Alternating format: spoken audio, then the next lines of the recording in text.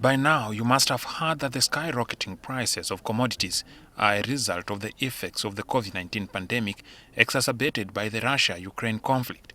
Simply put by economists, the two factors disrupted the supply chain of goods and services globally.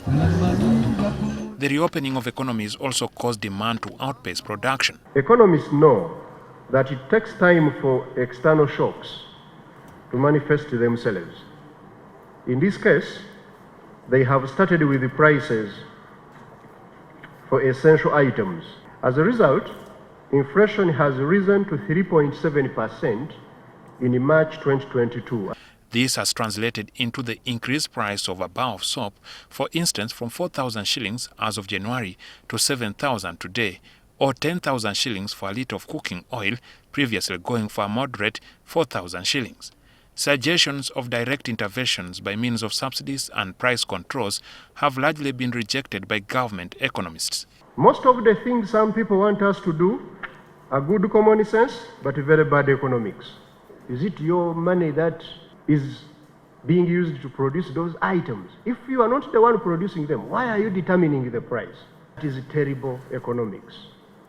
It would create demand rise and outstrip supply. Because even if you go and try to supply the soap to produce it as a government, the people would buy more because now they can afford to buy more.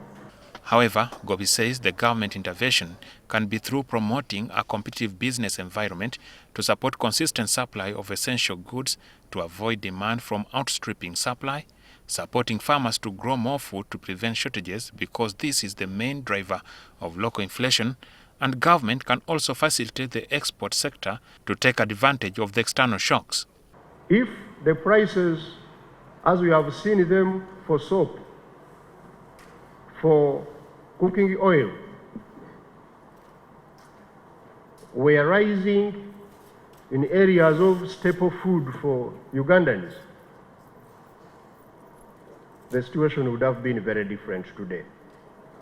We are a bit having some breathing space because Uganda now has food, and not by mistake, by government policy.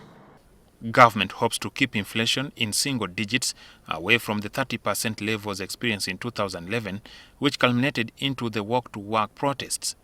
Jackson Onyango, NTV.